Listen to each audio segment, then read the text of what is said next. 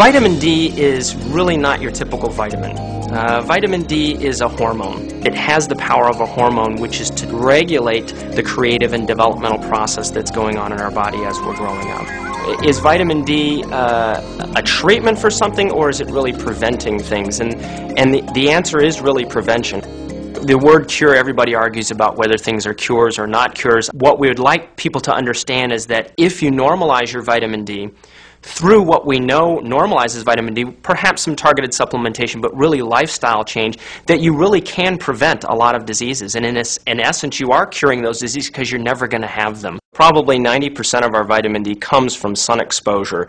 We probably got some vitamin D more historically than we do today from food because we ate different foods. Our activity level, our sun exposure, and our diet have dramatically changed over the last several thousand years, and that really is what explains why our vitamin D levels are so low and why our whole diet is so out of balance. The foods that are most important in this vitamin D cure program are simply vegetables, okay? If you were to just take a simple step back and look, what is it we're not getting enough of that helps vitamin D levels go up, helps vitamin D work better, helps balance this acid-base equation we talk about in the book, it's green leafy vegetables. I am a proponent of vitamin D supplementation because I think you can customize it to the individual and their blood level and their lifestyle, and it ensures that they're going to get enough vitamin D on a daily basis because the foods we eat just don't have a lot of vitamin D in it.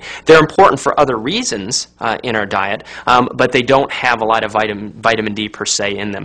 Milk does not naturally come with vitamin D. Cows don't put it in there.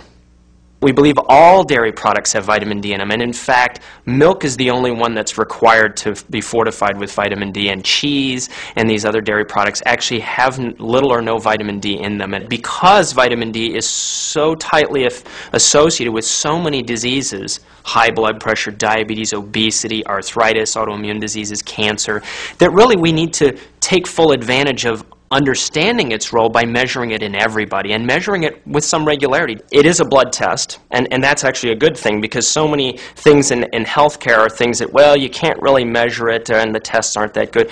It's a blood test like measuring your cholesterol or checking your blood pressure. So it's a definable thing that you can go to your doctor's office, order a test, and get a result back and know whether you are deficient or not. I believe that vitamin D deficiency is a more important problem for children and pregnant women than it is for older adults. When children have low vitamin D levels, you're handicapping them for really a lifetime as far as their health goes.